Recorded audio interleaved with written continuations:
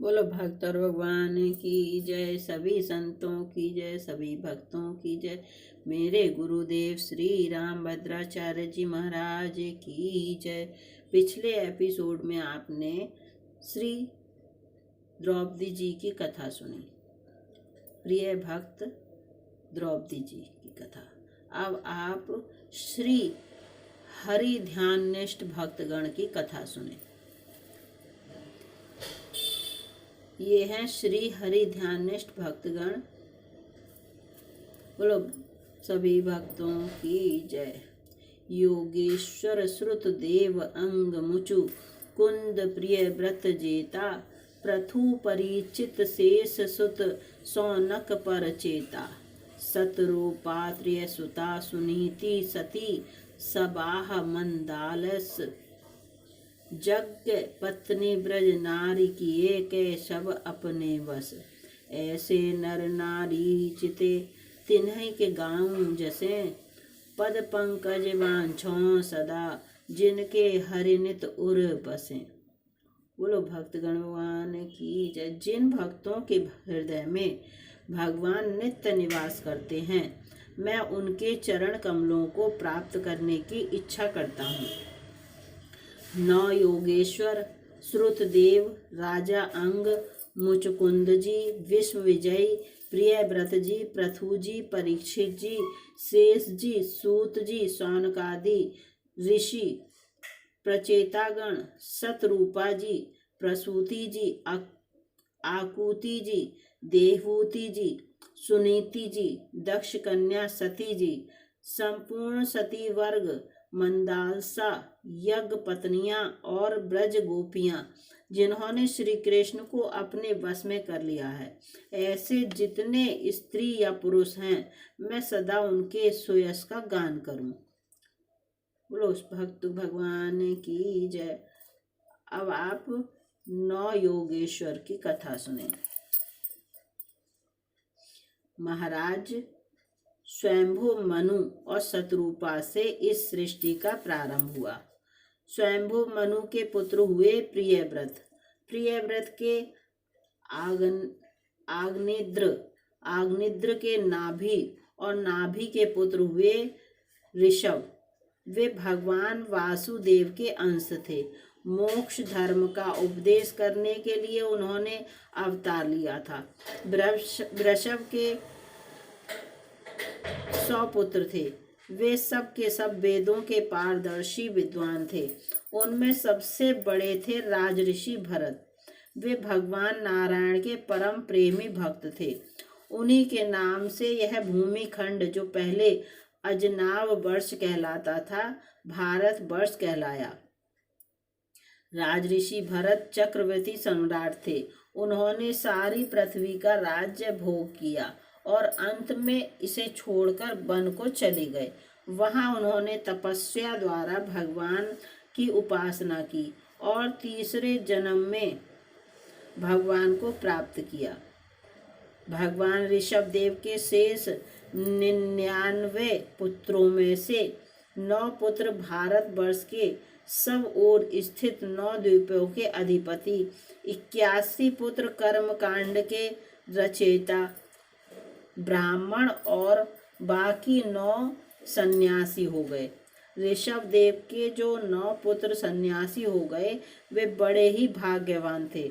उन्होंने आत्मविद्या के संपादन में बड़ा परिश्रम किया था और वास्तव में वे उसमें बड़े निपुण थे।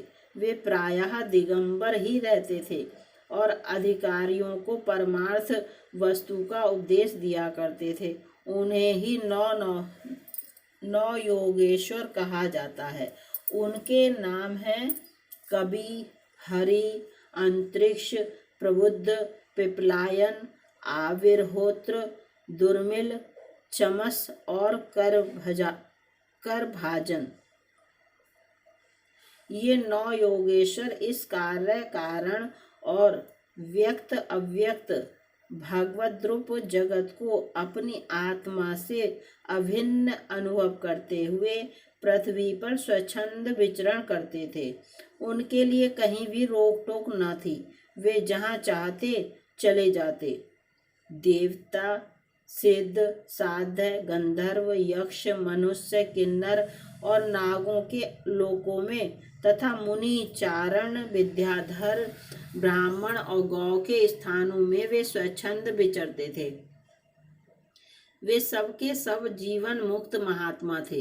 इन 9 योगेश्वरों का विदेहराज महात्मा निमि से एक बार संवाद हुआ था, जिसमें इन महात्मा योगेश्वरों ने भगवान को प्राप्त कराने वाले धर्मों और साधनों का वर्णन किया था। उस समय महाराज निमि बड़े बड़े ऋषियों द्वारा एक महान यज्ञ का संपादन करवा रहे थे। स्वच्छंद भाव से विचरण करते हुए वे 9 योगेश्वर भी वहां पहुंच गए। महाराज निमि ने इनका बहुत आदर सत्कार किया और अधिकारी जानकर भगवत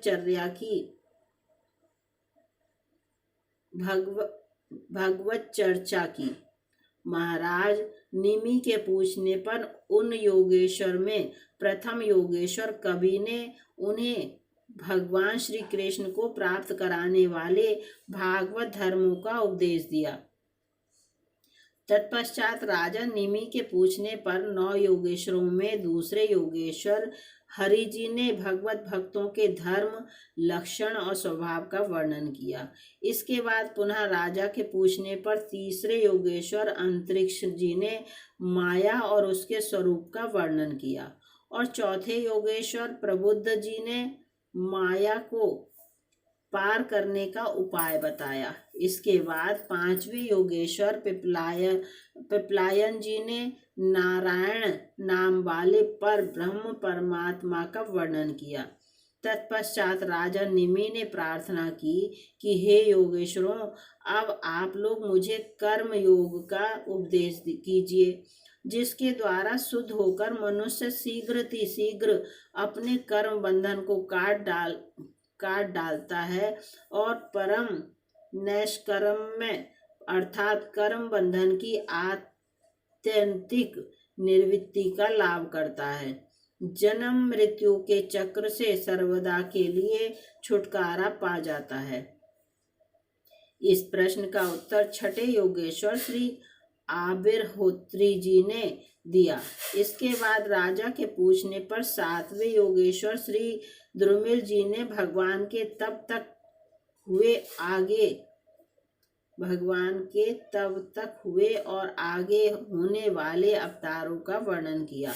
इतना सब भगवत चरित्र सुनने के बाद राजा निमि ने पूछा, हे योगेश्वरों, कृपा करके यह बतलाइए कि जिनकी कामनाएं शांत नहीं हुई हैं, लौकिक पारलौकिक भोगों की लालसा मिटी नहीं है और मन एवं इंद्रियां भी बस में नहीं हैं, तथा प्रायः जो भगवान का भजन नहीं करते, ऐसे लोगों की क्या गति होती है। इसका उत्तर देते हुए 8वें योगेश्वर श्री चमस जी ने बताया कि हे राजन, जो लोग अंतर्यामी भगवान श्री कृष्ण से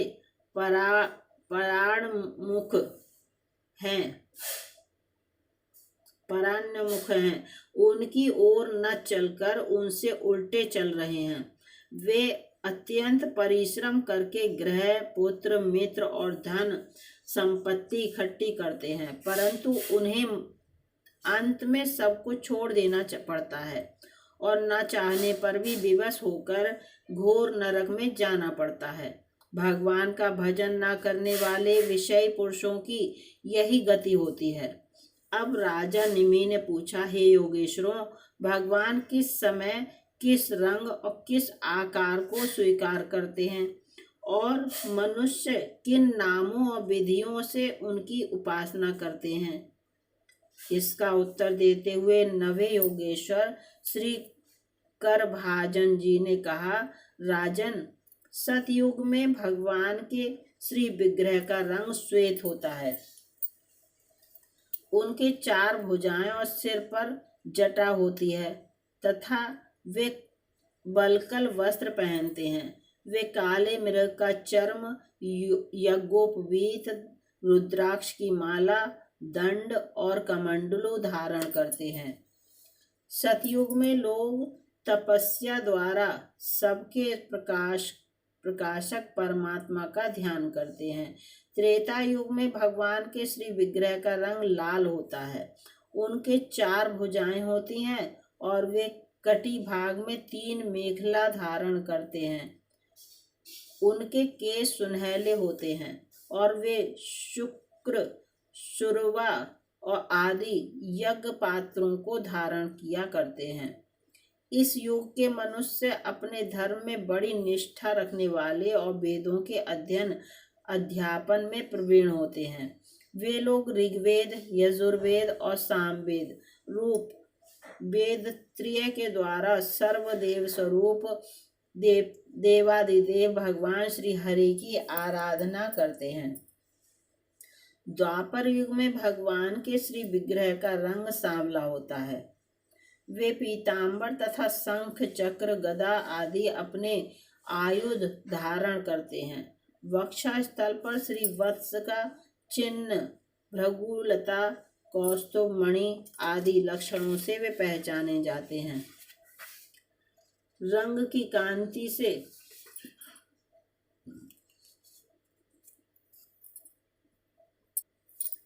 कलयुग में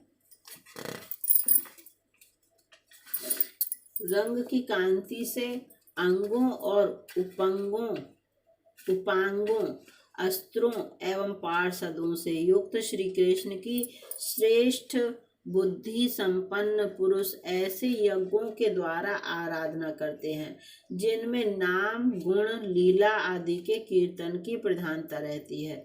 भागवत 11:5-21-32। इस प्रकार राजा निमि तथा अन्य ऋत्विजों आचार्यों को भागवत धर्म का उपदेश देकर वे 9 योगेश्वर अंतर ध्यान हो गए। बोलो 9 योगेश्वर महाराज की जय। सभी संतों की जय, सभी भक्तों की जय। मेरे गुरुदेव श्री रामभद्राचार्य जी महाराज की जय। अभी आपने 9 योगेश्वरों के नाम सुने। अब आप 9 योगेश्वरों की कथा सुनेंगे। बोलो 9 योगेश्वर महाराज की जय, सभी संतों की जय।